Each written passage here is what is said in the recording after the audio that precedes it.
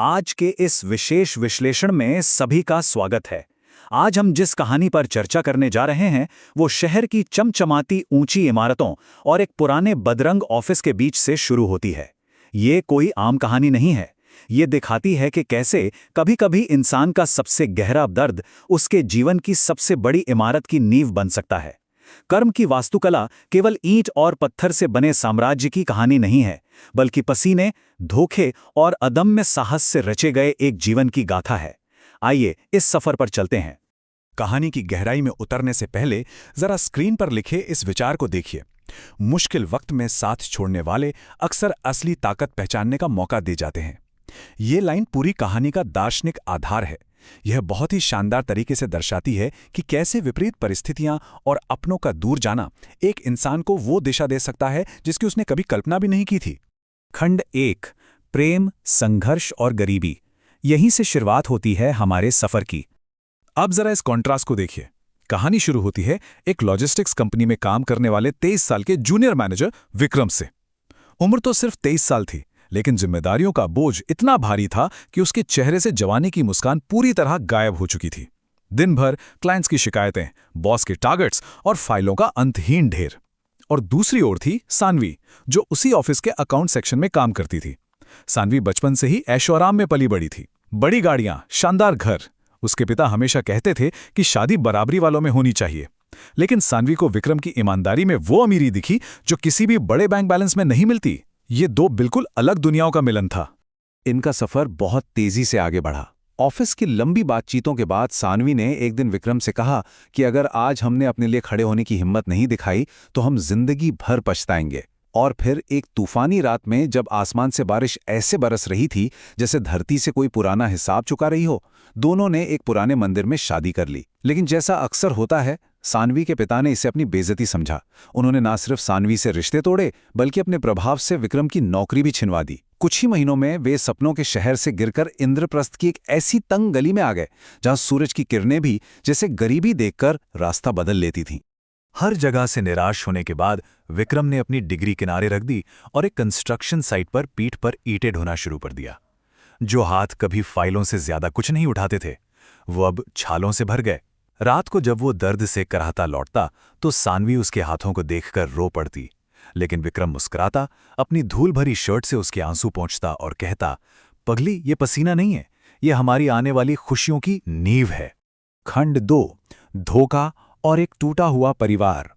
यहां से कहानी एक बहुत ही दर्दनाक मोड़ लेती है। स्क्रीन पर जो नंबर 2 है वो दरअसल उनके जुड़वां बच्चों आर्यन और कबीर की उम्र है। पिता बनने की खुशी तो बहुत बड़ी थी, लेकिन बच्चों के दूध और दवाइयों के लिए जिम्मेदारियां भी दोगुनी हो गई थीं। अब विक्रम दिन में मजदूरी करता और रात में पुरानी टैक्सी चलाता। नींद जैसे उसकी जिंदगी से हमेशा के लिए गायब हो चुकी थी। देखिए, गरीबी इंसान को सिर्फ कमजोर नहीं करती, कभी कभी उसका स्वभाव भी बदल देती है। एक रात जब छत से पानी टपक रहा था और बच्चों के लिए दूध नहीं था, सानवी का धैर्य जवाब दे गया। विक्रम ने बताया कि ठेकेदार ने एडवांस देने से मना कर दिया है। इस पर सानवी ने तीखे शब्दों में कहा कि उसके पिता के घर नौकर भी इससे बेहतर जिंदगी जीते हैं। उसने विक्रम की पसीने से भीगी कमीज की ओर इशारा करते हुए कहा कि उसे इस बदबू से घिन आती है। कमरे में सन्नाटा छा गया। विक्रम ने बस शांत और मजबूत आवाज में इतना ही कहा, अगर मेरी मेहनत बोझ है तो याद रखना, मैं हार नहीं मानूंगा। मैं अपने बच्चों को वो जिंदगी दूंगा जिसकी तुमने कभी कल्पना भी नहीं की होगी। और ठीक इसी कमजोर पल में एंट्री होती है आर्यन मल्होत्रा की, एक बड़ा टेक्सटाइल उद्योगपति। वो लोगों की कमजोरियों को बहुत अच्छी तरह पहचानना जानता था। सानवी की थकान और बचपन की लग्जरी वापस पाने की चाहत को आर्यन ने अपना हथियार बनाया और उसे सुरक्षा, सम्मान और आराम से भरी एक चमकदार दुनिया का भ्रम दिखाना शुरू कर दिया। एक दिन लगातार 2 शिफ्ट काम करने के बाद जब विक्रम घर लौटा तो घर में सिर्फ बच्चों के रोने की आवाज थी और मेज पर ये आखिरी खत रखा था। इसमें लिखा था, विक्रम, अब और बहस का कोई मतलब नहीं है। मैंने फैसला कर लिया है। मैं इस दम घुटने वाली गरीबी में अपनी पूरी जिंदगी नहीं काट सकती। कम से कम बच्चों के बारे में तो सोचो, वे अभी सिर्फ 2 साल के हैं। आर्यन मुझे वो जिंदगी दे सकता है जिसके सपने मैंने बचपन से देखे थे। उस एक पल में विक्रम की पूरी दुनिया उजड़ गई। खंड 3, दर्द से उपजी सफलता। अब यहीं से शुरू होता है एक अविश्वसनीय सफर। विक्रम के पास टूटने का विकल्प नहीं था। उसने अपने आंसुओं को कड़ी मेहनत में बदल दिया। दिन भर काम करने के बाद रात को बच्चों के सोने पर वो इंजीनियरिंग के नक्शे पढ़ता था। एक दिन जब मुख्य मिस्त्री बीमार पड़ा तो विक्रम ने अपनी काबिलियत साबित करते हुए बिना किसी गलती के एक शानदार दीवार बनाई, जिसने ठेकेदार को भी हैरान कर दिया। उसकी इसी ईमानदारी और काम के प्रति लगन ने उसे उसका पहला छोटा कॉन्ट्रैक्ट दिलाया, और वहीं से शुरुआत हुई एक नए युग की। विक्रम की सबसे बड़ी खूबी यही थी कि उसने कभी अपनी इंसानियत नहीं खोई। विक्रम एंड सन्स इंफ्रास्ट्रक्चर की शुरुआत सिर्फ 2 मजदूरों के साथ हुई थी, लेकिन कंपनी का मालिक होने के बावजूद वो आज भी मजदूरों के साथ जमीन पर बैठकर खाना खाता था। वो उनके बच्चों की पढ़ाई का खर्च भी उठाता था, क्योंकि उसे अपना संघर्ष याद था। वो पसीने की असली कीमत जानता था। अब इस टाइमलाइन को देखते हैं कि कैसे लगातार ईमानदार प्रयास एक विशाल साम्राज्य में बदल जाते हैं। उसने शहर के बाहर एक ऐसी जमीन पर अफोर्डेबल हाउसिंग प्रोजेक्ट शुरू किया जिसे सबने नकार दिया था, और वो प्रोजेक्ट जबरदस्त हिट रहा। देखते ही देखते 15 साल की कड़ी मेहनत के बाद वो ईंटें ढोने वाला मजदूर अब पूरे शहर का नक्शा बदलने वाले विक्रम एंड सन्स ग्रुप का चेयरमैन बन चुका था। खंड 4, अतीत की वापसी और एक अहम फैसला। समय का पहिया कैसे घूमता है, ये हम अब देखेंगे। 15 साल बाद एक बहुत ही काव्यात्मक विडंबना देखने को मिलती है। विक्रम अपनी नई टाउनशिप का उद्घाटन करके लौट रहा होता है, तभी वो देखता है कि एक बेसहारा महिला गार्डों से मिन्नतें कर रही है।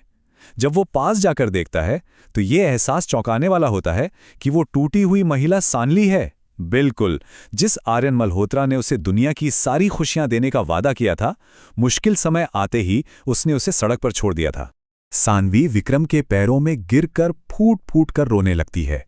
उसकी आवाज की हताशा को इन शब्दों में साफ महसूस किया जा सकता है। जिस चमक दमक वाली दुनिया और आराम के लिए उसने अपने परिवार को पीछे छोड़ दिया था, वो दुनिया उसके लिए सिर्फ एक खाली अंधेरा साबित हुई। ये लालच और गलत फैसलों का एक बहुत ही कठोर परिणाम है। यह स्लाइड इस पूरी स्रोत सामग्री का सबसे बड़ा नैतिक कंट्रास्ट है। कैसे जीवन में हमारे चुने गए रास्ते हमारी मंजिल तय करते हैं। एक तरफ शॉर्टकट और धोखे का रास्ता था जो पतन और खालीपन की ओर ले गया, और दूसरी तरफ ईमानदारी और दर्दनाक संघर्ष था जिसने एक मजबूत और शानदार नींव का निर्माण किया। विक्रम का फैसला बहुत शांत लेकिन दृढ़ था। उसके चेहरे पर ना कोई गुस्सा था, ना ही नफरत, बस एक गहरी शांति थी। उसने अपने गार्ड को सानवी के लिए एक छोटे से घर और जिंदगी गुजारने भर के पैसों की व्यवस्था करने का निर्देश दिया, ताकि उसे किसी के आगे हाथ ना फैलाना पड़े। लेकिन उसने बहुत स्पष्ट शब्दों में यह भी कह दिया कि वो अब कभी उसके परिवार का हिस्सा नहीं बन सकती। हिसाब सचमुच बराबर हो चुका था। खंड 5, सच्ची विरासत और सबक। एक नज़र विक्रम की आने वाली पीढ़ी पर। इतनी बेहिसाब दौलत के बावजूद विक्रम ने अपने बच्चों को हमेशा जमीन से जोड़े रखा। उसने अपनी वो पुरानी पसीने और धूल से सनी मजदूर की शर्ट हमेशा अपने शानदार ऑफिस में फ्रेम करवाकर सुरक्षित रखी। वो शर्ट कोई मामूली कपड़ा नहीं था, वो एक बहुत बड़ी चेतावनी थी जो उसके बेटों को हमेशा याद दिलाती थी कि इस चमचमाते साम्राज्य की असली नींव वो पसीना है। और उनके बेटों ने भी पिता के संघर्ष को पूरा सम्मान दिया। आर्यन जहां प्रोजेक्ट्स में आधुनिक वास्तुकला लाता, वहीं कबीर जमीन पर उतरकर उसे परफेक्ट तरीके से साकार करता। उन्होंने अपने दर्द को करुणा में बदल दिया, मजदूरों के लिए मुफ्त अस्पताल बनवाए, उनके बच्चों के लिए स्कूल खोले, और इसी वजह से पूरा शहर आज उन्हें मजदूरों के मसीहा के रूप में जानता है। असली जीत किसी को हराने में नहीं, बल्कि उत्थान करने में थी। इस पूरी कहानी का अध्ययन करने के बाद ये एक ऐसा गहरा सवाल है जो किसी को भी सोचने पर मजबूर कर दे। अगर हालात अलग होते तो क्या धोखे के बाद पूरी तरह से माफ कर देना संभव है, या फिर कुछ रिश्ते जब एक बार टूट जाते हैं तो उन्हें फिर से पहले जैसा नहीं किया जा सकता? ये एक ऐसा विचार है जिस पर चिंतन किया जाना चाहिए। कर्म और फैसलों के इस दिलचस्प विश्लेषण में साथ जुड़ने के लिए बहुत बहुत धन्यवाद। हम फिर लौटेंगे एक और ऐसी ही गहरी और विचारोत्तेजक कहानी के साथ।